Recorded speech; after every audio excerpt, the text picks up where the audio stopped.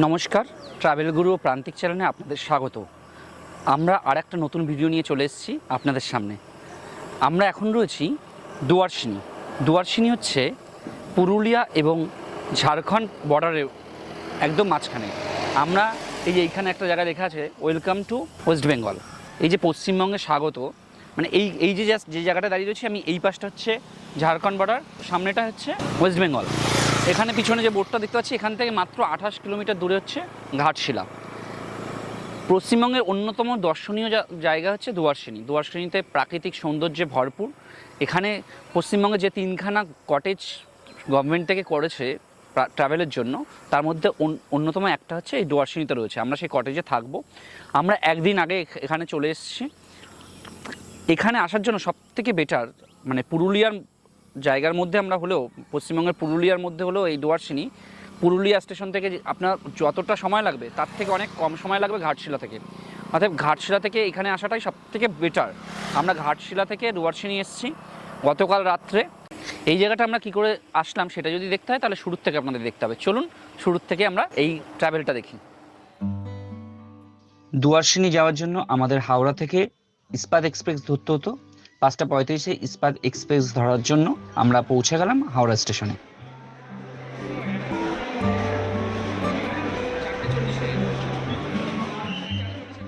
দুয়ারসিনি যাওয়ার জন্য আমরা ইস্পাত এক্সপ্রেসের সেকেন্ড সিটিংয়ের টিকিট কেটেছি। 17 নম্বর প্ল্যাটফর্ম থেকে আমাদের ট্রেন এবার ছাড়ছে।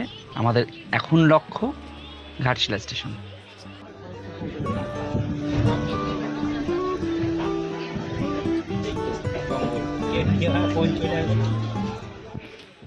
নির্ধারিত সময়ে আমাদের ট্রেন পৌঁছালো ঘাটশিলা স্টেশনে।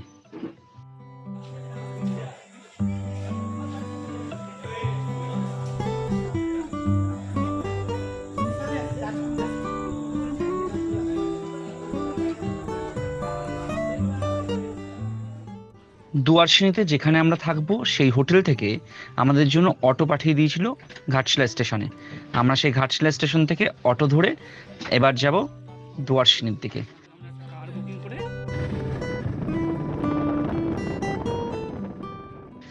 অসাধারণ জঙ্গলের পরিবেশের মধ্যে দিয়ে রাতের অন্ধকারে আমরা চলছি দুয়ারসিনির উদ্দেশ্যে। স্টেশন থেকে দুয়ারসিনি হোমস্টের দূরত্ব প্রায় 28 কিলোমিটার। আমরা ঘাটশিলা থেকে দুয়ারসিনি হোমস্টেতে পৌঁছাতে প্রায় 10টার উপর বেজে গেছিল। সেই জন্য রাতের অন্ধকারে আপনাদের বিশেষ কিছু দেখাতে পারবো না। দেখা হচ্ছে কালকে সকালবেলা। শুভরাত্রি। দুয়ারসিনিতে আসলে সবসময় যে গভর্নমেন্ট কটেজ পাওয়া যাবে তা নয়, কারণ গভর্নমেন্ট কটেজ খুব কম রয়েছে এবং একটায় মানে 2-3টে রুম এবং কয়েকটা ডরমিটরি রয়েছে। ফলে দুয়ারসিনিতে আপনারা যদি বুকিং না করতে পারেন গভর্নমেন্ট কটেজ, তাহলে আপনারা অবশ্যই আশেপাশে কয়েকটা হোমস্টে আছে। আমরা যেরকম এই যে সাতগুরুং হোমস্টেতে উঠেছি, আমরা 2 দিন এখানে থাকবো। তার জন্য প্রথম দিনটা আমরা সাতগুরুংয়ে থাকছি এবং পরের দিনটা আমরা যাব হচ্ছে গভর্নমেন্ট কটেজে থাকার জন্য। অতএব এই আশেপাশটা ঘোরার জন্য আমরা যেহেতু আমরা আগেই চলে এসেছি, তাই জন্য আমরা এই সাতগুরুং হোমস্টেতে থাকছি। আমরা যে হোমস্টেতে ছিলাম গতকাল রাত্রে, সেই হোমস্টেটা আপনাদের রাত্রেবেলা দেখাতে পারিনি, এখন দেখিয়ে নিচ্ছি চলুন। এই যে এটা হচ্ছে হোমস্টের ভেতরের অংশ। এই যে বাড়িটা দেখা যাচ্ছে, এটা কিন্তু মাটির বাড়ি। পরিবেশটা খুব সুন্দর এবং ওয়েদারটাও খুব ভালো থাকায় রাতে আমাদের বেশ ভালো ঘুম হয়েছে। এখানে খুব সুন্দর একটা লেবু গাছ রয়েছে। লেবু গাছে দেখা যাচ্ছে কত লেবু নিচে পড়ে রয়েছে। ওই যে নিচে অনেক লেবু পড়ে রয়েছে। আমরা যে কটেজটায় রয়েছে সেই কটেজের মধ্যে এই লেবু গাছটা রয়েছে। গতকাল রাত্রে আমরা যে রুমটাতে ছিলাম সেই রুমটা আপনাদের দেখিয়ে নিচ্ছি চলুন। এই হচ্ছে হোমস্টের রুম, বেশ সুন্দরী। ভেতরটা হচ্ছে বাথরুম অ্যাটাচ রয়েছে, টয়লেটটাও খুব পরিষ্কার আছে। 1000 টাকা পার নাইট সেরেছি এবং এইখানে অনেক ধরনের খাবার পাওয়া যাচ্ছে। আর সব থেকে ভালো যে জিনিসটা আমার লাগছে সেটা হচ্ছে কাঠে রান্না। এই যে এখানে এখনও কাঠে রান্না হয় এবং কাঠেতেই জাল দেওয়া হচ্ছে। এগুলো কি হচ্ছে? বড়া, গুলগুলা, আটা ময়দা দিয়ে আটার জিনিস গুলগুলা, আটার চিনি। ওইদিকে চা হচ্ছে। সকালবেলা যে বিভিন্ন ধরনের খাবার এখানে তৈরি হয়েছে তার মধ্যে চপ, লুচি, গুলগুলা আমরা একটু টেস্ট করে দেখব। এখন গুলগুলা নিয়েছি গুলগুলার সাথে ঘুগনি দিয়েছে। দেখি একটা, এটা মনে হয় পুরোটা আটা দিয়ে তৈরি বলেছে। গুলগুলার টেস্টটা বেশ ভালোই, অনেকটা মালপোয়ার মতন, তবে মালপোয়ার মতন অতটা রসালো নয়। এরপর আমরা বরবটি আলু ভাজা দিয়ে রুটি খেয়ে আমরা সাইট সিনের জন্য বেরিয়ে যাচ্ছি। এখন আমরা ঘুরতে বেরিয়েছি দুয়ারসিনি, আশেপাশেটা ঘুরে দেখব। তাই আমরা পায়ে হেঁটেই যতটুকু যাওয়া যায় যেসব জায়গাগুলো সেইগুলো যাব। যদি এখান থেকে মানবাজার, বড়াবাজার, বান্দারআন এগুলো হচ্ছে অনেকটা দূর দূর। আমরা ওই যে বন্দোয়ান যাওয়ার চেষ্টা করবো আজকে, কিন্তু তার আগে আশেপাশটা আমরা ঘুরে নিচ্ছি। এই প্রাকৃতিক সৌন্দর্যের মাঝখানে ঘুরতে বেশ ভালো লাগছে, আমরা তাই ঘুরতে বেরিয়েছি। এখন আমি বসে আছি সাতগুরু নদীর একদম পাশে। এখান থেকে সাতগুরু নদীটা বয়ে যাচ্ছে। এই আমরা ওই ভিউ পয়েন্টটা যেখান থেকে সাতগুরু নদীটা মেইনলি দেখার জায়গা, যেখান থেকে সেই জায়গাটা আমরা যাব। তার আগে এই জায়গাটা আমরা দেখছি, এই জায়গাটাও বেশ সুন্দর। মানে প্রকৃতির মাঝখানে বসে নদীর সৌন্দর্য দেখার একটা অনুভূতি আলাদা।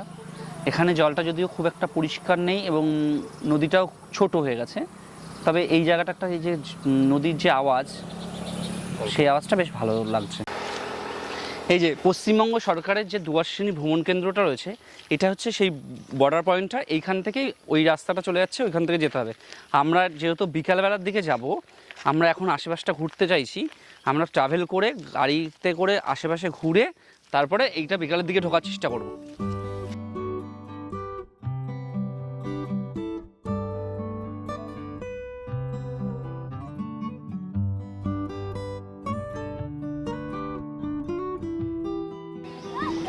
দুয়ারসিনি যে হোমস্টে আছে, আমরা হাঁটতে হাঁটতে সেইখান থেকে চলে এসেছি দুয়ারসিনি মন্দিরে।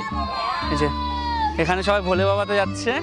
এই যে শ্রাবণ মাস, এই জন্য শ্রাবণ মাসে সবাই হচ্ছে ভোলে বাবাতে যায়। আমরা সেই লোকজনকে দেখতে পাচ্ছি, প্রচুর লোকজন এখানে যাচ্ছে। আর এই যে দুয়ারসিনি মন্দির, দুয়ারসিনি মন্দির মূলত হচ্ছে হর পার্বতীর মন্দির।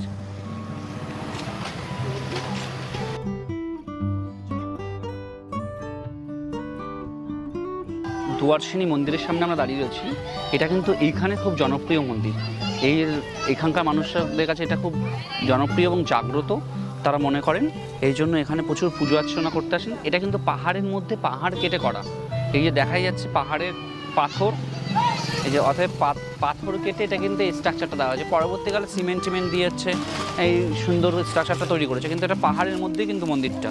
এবং এই মন্দিরটা প্রধানত শিব দুর্গার এখানে একটা মানে বেদি টাইপের রয়েছে, এবং সেটাকে পাথরের যে জায়গাটা সেটাকেই পুজো করা হয়। এখানে কিন্তু একটা পাথরের দিয়ে হর পার্বতী হিসেবে পাথরটাকেই রেসপেক্ট করা হয়।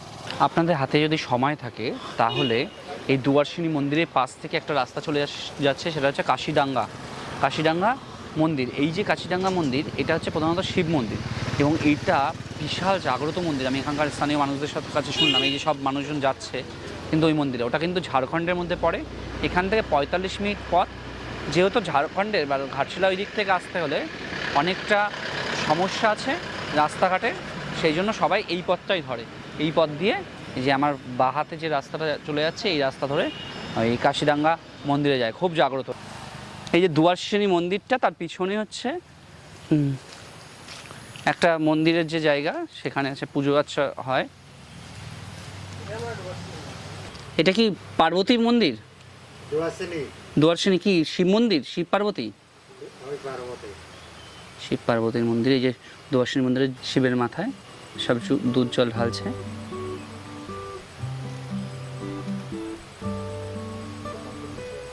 চলুন আমরা এবার পাশের থেকে যে রাস্তাটা গেছে, সে পাশের থেকে একটা ভিউ পয়েন্ট আছে।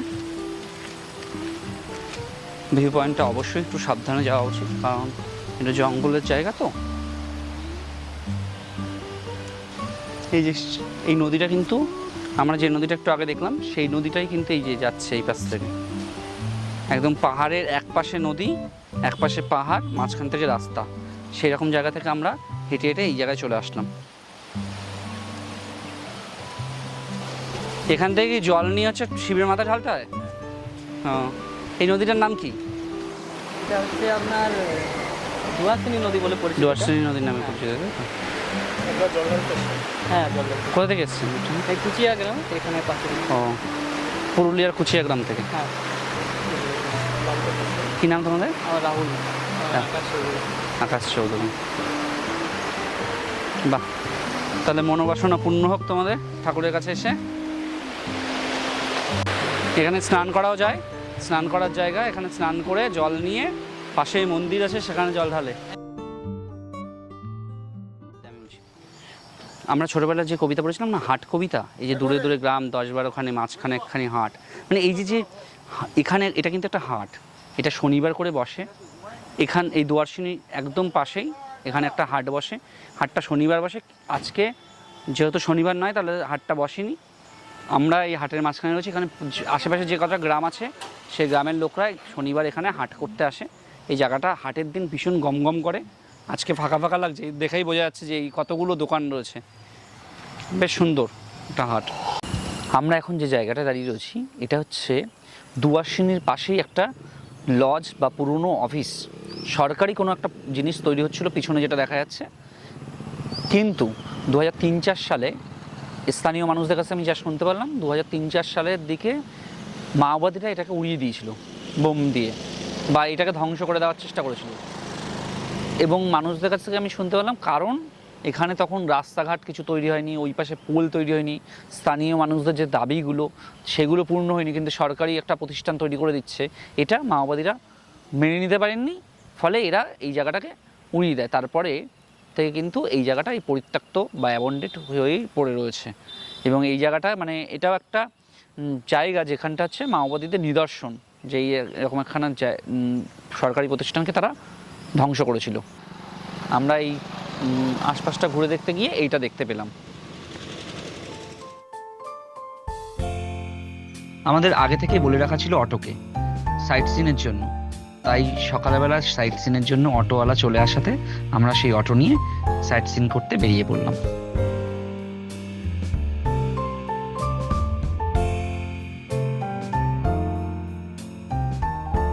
সাইট সিনের প্রথম যে জায়গাটি দেখলাম সেটা হচ্ছে টিয়া পয়েন্ট।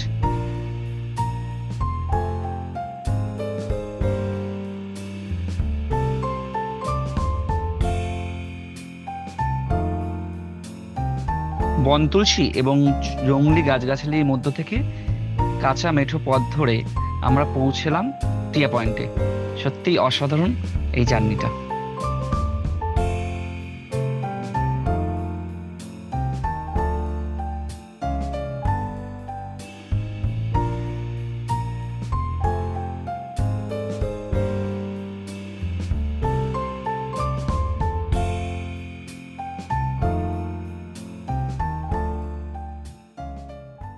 আমরা দুয়ারসিনীর একদম পাশেই কাজলি ব্রিজ বলে একটা জায়গা আছে 2 কিলোমিটার মধ্যে। ওই কাজলি ব্রিজে এসেছি। ওইখানে মানে এই কাজলি ব্রিজের সব থেকে যে জিনিসটা ভালো সেটা হচ্ছে ব্রিজটা একটা অনেক মানে দুটো পাহাড়ের মধ্যে কানেক্টেড করছে, এবং এখানে মানে প্রচুর পরিমাণে টিয়া পাখি আছে। এবং এই জায়গাকে বলা হয় টিয়া পাখির পয়েন্ট। মানে এখানে প্রচুর টিয়া পাখি দেখতে পাওয়া যাবে। ওই পাশটা দেখা যাচ্ছে, আমরা ওই দিক থেকে এসেছি, এই দিকটা আমরা হাঁটতে হাঁটতে যাবো। এখানটা পুরো পাহাড়ি অঞ্চল। আর একটা জিনিস, এই ব্রিজটা করা হয়েছিল হচ্ছে ওভারফ্লো হয়ে গেলে বিভিন্ন জায়গা থেকে জলগুলো এখান থেকে পাসিং করার জন্য এই জায়গাটা করা হয়েছে। কোন লেক থেকে? চান্ডিল লেক, বড় চান্ডিল লেক আছে, ওখানে যখন ওভারফ্লো হয় এই ক্যালেন্ডার দিয়ে চলে উড়িষ্যা চলে যায় জল। ও, এই যে এখানে এই পাশটা একটা ক্যানেল করা আছে, এই যে এই পাশেও ক্যানেল, ওই পাশে ক্যানেল, আর এই যে ব্রিজ যেখানে আছে তার তলায়ও জল। মানে এই যে এটা একটা ক্যানেল টাইপের করা, তার উপরে আমরা ব্রিজের উপর থেকে যাচ্ছি। এই ক্যানেলটা হচ্ছে কি বললেন? চান্ডিল লেক। হ্যাঁ, এখানে চান্ডিল লেক প্রচুর বড় একটা লেক। সেখানে যখন জল ওভারফ্লো হয়ে যায়, সেই জলটা এখান থেকে ছেড়ে দেওয়া হয় এবং এই জলটা উড়িষ্যায় চলে যায়। আমরা যে দাদাদের কাছ থেকে শুনলাম, এখানকার স্থানীয় দাদা, তার কাছ থেকে শুনলাম। এবং এই রাস্তাটা ধরে আমরা এখন এগিয়ে সামনে ওই পার্কটা যাওয়া যায় কিনা সেটা হচ্ছে দেখছি। ও, এই ব্রিজের নিচের থেকে সাতগুণ নদী যাচ্ছে। এইখানে যে জিনিসটা ভালো লাগছে, এখানে একটা কিন্তু সিস্টেম রয়েছে। মানে আমি যে কথাগুলো বলছি সেটাই আবার রিপিট হচ্ছে, এবং জোরে সে কথাটা পাহাড়ে ধাক্কা খেয়ে আবার ফিরে আসছে। পাহাড় তোমাকে ভালোবাসি।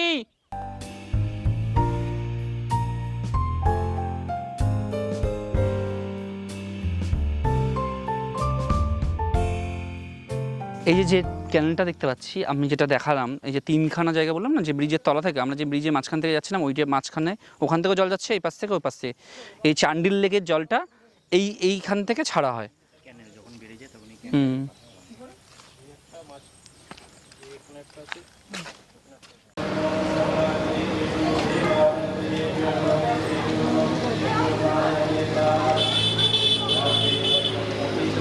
আমরা এই যে সাইট সিনগুলো বেরিয়েছি ঘুরতে, তার মধ্যে অন্যতম একটা সাইট সিন হচ্ছে এই দেবী বৈষ্ণব দেবী মন্দির। এখান থেকে 10-12 কিলোমিটারের মধ্যেই দেবী বৈষ্ণব দেবী মন্দিরটা আছে। এই মন্দিরটা খুব সুন্দর। আমরা এই মন্দিরের ভিতরটা প্রবেশ করবো।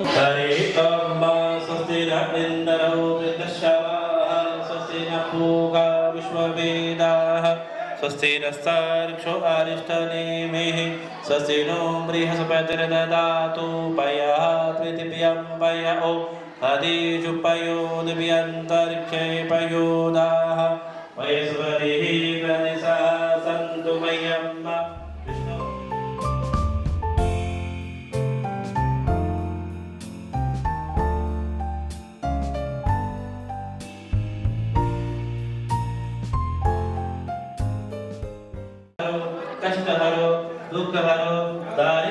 এখানে কিন্তু এই যে যে জিনিসগুলো দেওয়া আছে সব কিছু কিন্তু সোনার, আর ওইখানে দুটো জুতো দুপাশে দেওয়া আছে, সেটা হচ্ছে রূপোর।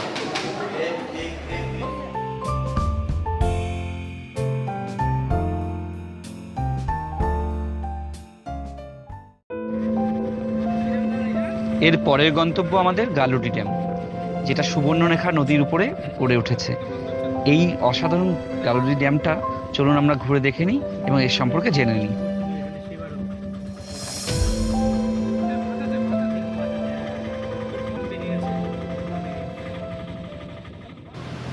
আমরা দুয়ারসিনি থেকে যে সাইট সিনগুলো ঘুরতে বেরিয়েছিলাম, তার মধ্যে এটাও আরেকটা। এটা গালুডি ড্যাম, সুবর্ণরেখা নদীর উপরে এই ড্যামটা তৈরি হয়েছে। এই ড্যামটা প্রধানত ওপাশ থেকে যে জলগুলো আসছে সে জলগুলো ছাড়া হয় লক গেটের সাহায্যে। এখানে দেখা যাচ্ছে মানে প্রচুর ফোর্সে জল যাচ্ছে ওপাশে।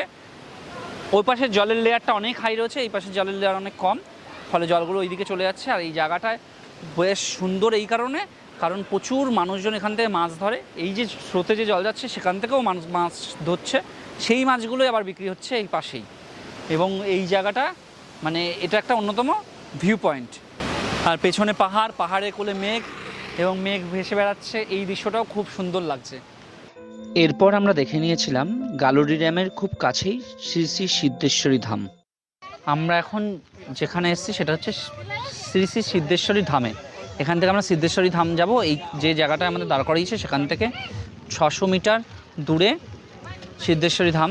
এখানে একটা লেখা দেখলাম খুব সুন্দর, বন দপ্তর থেকে লেখা, যে আজ কিয়া জো পেড় কে নষ্ট কাল হোগা শ্বাস লেনে কে কষ্ট। মানে আজকে যদি গাছের নষ্ট করি আমরা, কালকে আমাদের শ্বাস নিতেই কষ্ট হবে। এটা খুব ভালো মেসেজ, মানে আমরা প্রকৃতিকে রক্ষা করা আমাদের কর্তব্য মানুষের। ওই যে দূরে যে পাহাড়টা দেখা যাচ্ছে, ওই পাহাড়ের উপরে উঠতে হবে। আমরা সেই জন্য চেষ্টা করছি ওইদিকে যাওয়ার, যদিও রাস্তা খুব ভালো নয়, কাদা। আমরা এর মধ্যে থেকেই যাওয়ার চেষ্টা করব যতটা পারি। কিতনা দূরে? ज़्यादा तो नहीं है। पैदल में जा सकते? हाँ आराम से आराम से। এখন যেহেতু আমরা শ্রাবণ মাসে এই জায়গায় এসেছি, তাই শ্রাবণ মাসটা হচ্ছে শিব ঠাকুরের মাস। আর এখানে ম্যাক্সিমাম জায়গায় মন্দিরগুলো শিবের মন্দির, ফলে এখানে সবাই হচ্ছে শিব ঠাকুরের এখানে জল ঢালতে আসে। ছোটো ছোটো মেলা বসেছে, ব্যাপক বৃষ্টি পড়ছে। সেই বৃষ্টির মধ্যে আমরা দোকান থেকে আপেল কিনেছি। আপেল খেতে খেতে বৃষ্টির মধ্যে আমরা হেঁটে যাচ্ছি। মানে এতটা পথ হাঁটার পরেও দেখছি 460 মিটার এখনও বাকি আছে। পাহাড়ি অঞ্চলে এই 460 মিটার মানে অনেকটা।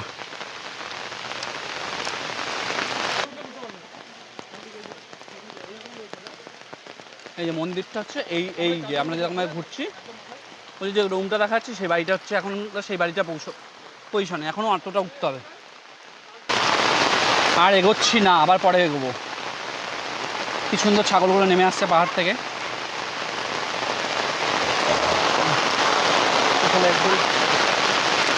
ওখানে একজন বসে আছেন, পথচারীরা কেউ যদি কিছু দান করে সেই জন্য। দেখ কি সুন্দর জলগুলো বেরোচ্ছে, এবং এই যে এই রিক্সের জায়গাটাকে যাওয়া, রিক্সকে ফিল করা, দেখ কি সুন্দর লাগছে। দেখ এই যে বর্ষার জল এই যে ফ্লো হয়ে বেরোচ্ছে, এটা দেখার মজা আলাদা। এখানে খুব সুন্দর একটা দৃশ্য দেখছি, এক দাদু দিদা হচ্ছে ওখানে দাঁড়িয়ে রয়েছে ছাতা নিয়ে, এক ছাতার তলায়, কি দারুণ লাগছে। আপনারা কি উপরে যাচ্ছেন নাকি যেতে পারেননি? যাবেন বৃষ্টির জন্য। হ্যাঁ, কোথা থেকে এসছেন আপনারা? হ্যাঁ হ্যাঁ ঠিকই আছে, আস্তে আস্তে পরে আসুন। আমরা বুট পরে রয়েছি বলে তাড়াতাড়ি উঠছি। হ্যাঁ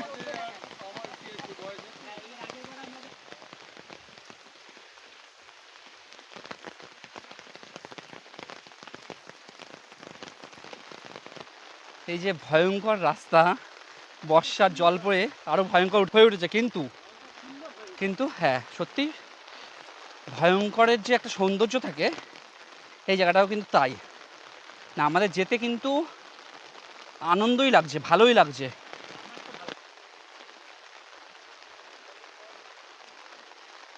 অবশেষে আমরা পৌঁছে গেলাম আমাদের ডেস্টিনেশনে। এই সেই শিব মন্দির। যেহেতু আমি এর আগে যখন এসেছিলাম এখানে পুরো ফাঁকা ছিল, লোকজন দেখিনি, সেই জন্য আমি মনে করতে পারছিলাম না এই জায়গায় এসেছিলাম কিনা। মন্দিরটা দেখে এখন মনে পড়েছে আমি এই জায়গায় আগে এসেছি। কিছু একটা বসার ছিল মনে হয়।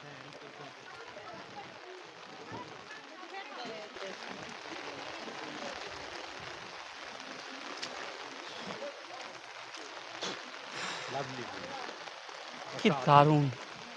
এই জন্যই সব ওয়েদারকেই ফিল করা উচিত। চারিদিকে পাহাড় পাহাড়, পুরো হচ্ছে সুন্দর ছবির মতন আঁকা। প্রকৃতি দেবতা যেন তুলি দিয়ে তার সৌন্দর্য এঁকেছে, অসাধারণ লাগছে। আমি পুরো ভিজে গেছি, কিন্তু এই যে এত কষ্ট করে উপরে ওঠা, এটা সার্থক এই কারণে এত সুন্দর একটা জায়গাতে আসতে পেরেছি, এবং এখান থেকে যে প্রকৃতিকে ফিল করতে পারছি, এটার অনুভূতি অন্যরকম। সত্যিই মানে ব্যাপক লাগছে। শুধু সবুজ আর সবুজ। বর্ষায় তো এমনিই হচ্ছে মানে প্রকৃতির সৌন্দর্য বেড়ে যায়, আরও সুন্দর লাগে।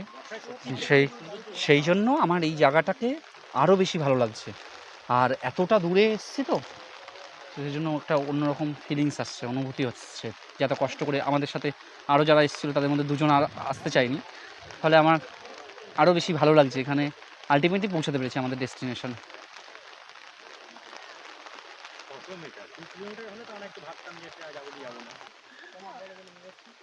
আমরা এবার আমাদের গাড়ির কাছে চলে যাচ্ছি। এই যে পথ, খাড়াই উতরাই পথ, সেই পথ ধরে আমরা আবার ফিরে যাচ্ছি। খুব সুন্দর একটা অনুভূতি হলো মন্দিরটা গিয়ে, আমরা ভালোও লাগলো, আনন্দ করলাম। এখন আমরা যে জায়গাটায় রয়েছি সেটা হচ্ছে নারুয়া ফরেস্ট। নারুয়া ফরেস্টে এটা ঘাটশিলা থেকে বেশি দূর নয়, 18 কিলোমিটার দূরে। আর আমরা যে দুয়ারসিনি এসেছি সেখান থেকে ওরকম 14-15 কিলোমিটার দূরে।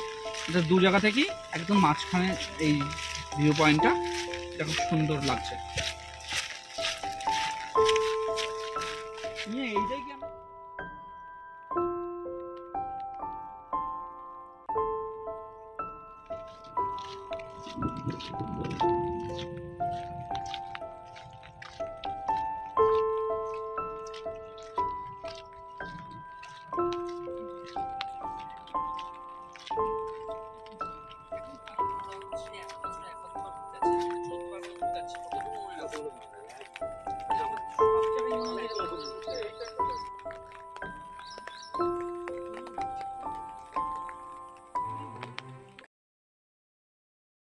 আমরা এখন এই যে মন্দিরটার সামনে দাঁড়িয়ে রয়েছি, এটা হচ্ছে রুক্মিণী দেবীর মন্দির। এই রুক্মিণী দেবীর মন্দির বেশ জাগ্রত একটা মন্দির। আর এই জায়গাটা আসতে হলে প্রধানত ঘাটশিলা থেকে আসতে পারবেন, বা আপনারা এই আমরা যে জায়গায় ঘুরতে এসেছি ডুয়ার্সিনি, সেই ডুয়ার্সিনি দিয়েও এখানে আসা যায়। দুটো জায়গার থেকেই ডিস্টেন্স 20 কিলোমিটারে। আমরা এটাও প্রায় মাঝামাঝি অবস্থাতেই রয়েছি।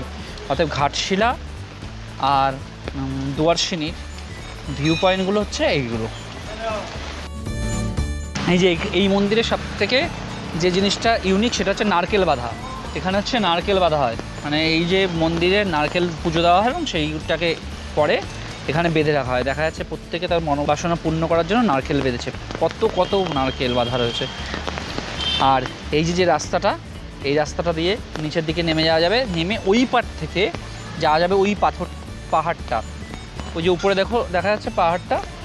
আমি গতবার যখন এসেছিলাম ওই পাহাড়ে একদম চূড়া পর্যন্ত গিয়েছিলাম। এখন ওয়েদারটাও খুব একটা বেটার নয়, আর আমরা আরও কিছু ঘুরতে যাব, আমাদের ফেরার সময় হয়ে এসছে, তার জন্য আমরা হয়তো ওখানটায় যাব না, আমরা রিটার্ন করব। কিন্তু এই জায়গাটা, মন্দিরটা আমরা দেখতে আসলাম, মন্দিরটা খুব সুন্দর মন্দির।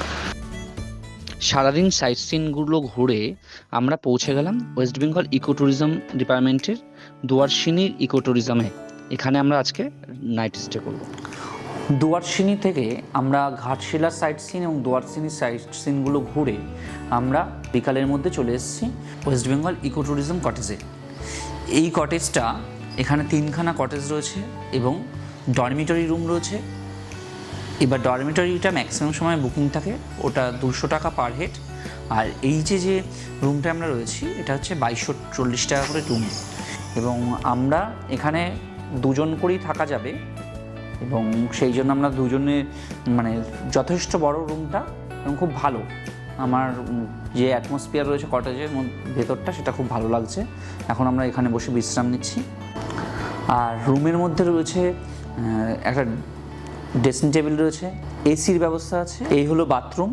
বাথরুমের ভিতরে রয়েছে হচ্ছে ইংলিশ টয়লেটের ব্যবস্থা এবং একটা সুন্দর বেসিন রয়েছে। এখানে গিজারের ব্যবস্থাও রয়েছে, বেশ সুন্দর। ডুয়ার্সিনি যে আমরা হোমস্টেতে রয়েছি, গভর্নমেন্ট হোমস্টে, সেখানে খাবার 150 টাকার ভেজ থালি এবং যথেষ্ট পরিমাণে ভালো খাবার রয়েছে। 3টে সবজি আছে, তার মধ্যে একটা পোস্ত, একটা ডাল আছে, চাটনি, পাঁপড়, আলু ভাজা, স্যালাড সব মিক্স করে দিয়েছে। খাবারটা বেশ সুন্দরই লাগলো, আর খেতেও আশা করছি ভালো লাগবে। সুপ্রভাত, আরেকটি নতুন সকালে আপনাদের স্বাগত। আমরা এই ডুয়ার্সিনির যে গভর্নমেন্টের গেস্ট হাউসে ছিলাম, এই চারপাশটা এবার আমরা ঘুরে দেখব।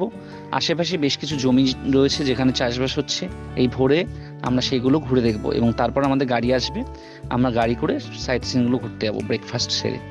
চলুন পাশের অঞ্চলগুলো দেখে নিই।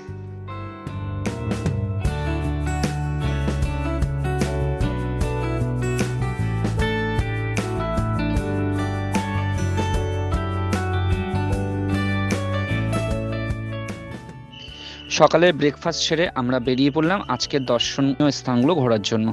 আমাদের প্রথম দর্শন ডুয়ার্সিনি জঙ্গল।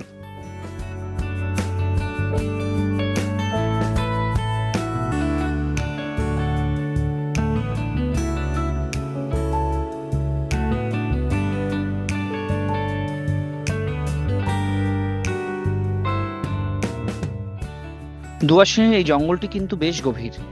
যদিও বেশি সময় ধরে এই রাস্তা দিয়ে আমরা যাব না, আমরা বান্দোয়ান পৌঁছে যাব, কিন্তু এই জঙ্গলে কিন্তু হাতি যাতায়াত করে।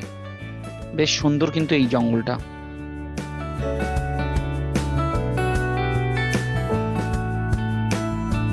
এই যে জায়গাটা দেখতে পাচ্ছি, এই জায়গাটা কিন্তু হাতি করিডোর। এখান থেকে হাতি পারাপার করে। স্থানীয় মানুষদের কাছ থেকে জানতে পারলাম এখান থেকে হাতি ম্যাক্সিমাম সময় শীতকালের দিকে দেখা যায়।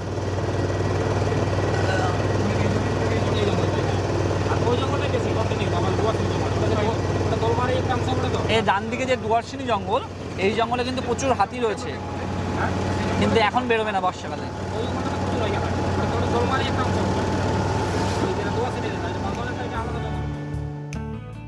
আমাদের পরের গন্তব্য ছিল ভালো পাহাড়।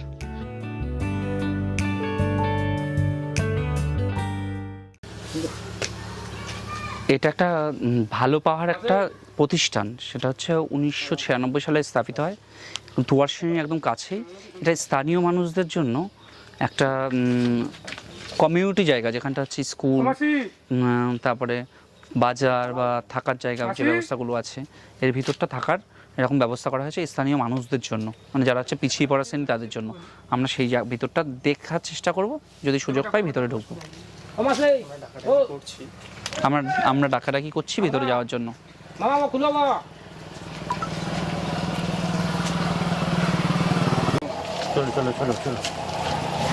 কি দাদা? আমি একটু ভিতরটা একটু ঘুরবো। ও যান যান, থ্যাংক ইউ। এটা কপারটা খুলে আছে তাই?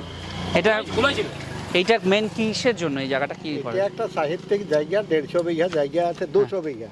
হ্যাঁ, তারপরে এখানে এই স্কুলের ইয়া চলে, হসপিটাল একটা আছে। এটা কি সরকার থেকে করেছে? না না, একটা এনজিও। এটা এনজিও, তাই তো? মানে একটা এনজিও এই প্রতিষ্ঠানটা করেছে যাতে হচ্ছে মানুষজন একটু বেটার থাকতে এটা পারে। কি জিনিস? এটা আমরা কথা বলছি সেই আপনার সাথে। ঠিক আছে, একটু ঘুরে আসি। ভালো পাওয়ার একটা চ্যারিটি সংস্থা, এখানে প্রচুর দুস্থ মানুষজনকে এখানে রাখা হয় এবং এদের উদ্যোগে বেশ গাছ লাগানো হয়, প্রচুর গাছ লাগানো হয়েছে এই চত্বরে, তারা প্রচুর গাছ লাগিয়েছে। এটা একটা মানে চ্যারিটি সংস্থা, এখানে খাওয়া দাওয়ার ব্যবস্থা আছে, আপনারা এখানে এসে থাকতেও পারেন। বেসিক্যালি এই জায়গা থেকে যে টাকা উপার্জন হয় সেটা হচ্ছে গরিব বাচ্চাদের থাকার জন্য ব্যবস্থা করা হয়।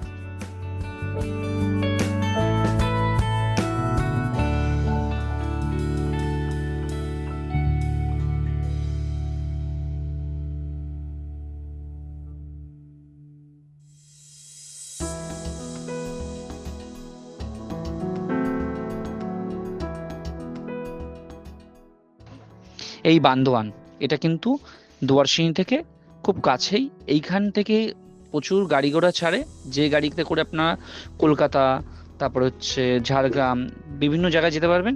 এবং প্রচুর মানুষজন, ট্যুরিস্টরা এইখানে এসেও থাকে, কিন্তু বান্দোয়ানেও কিন্তু থাকার ব্যবস্থা আছে।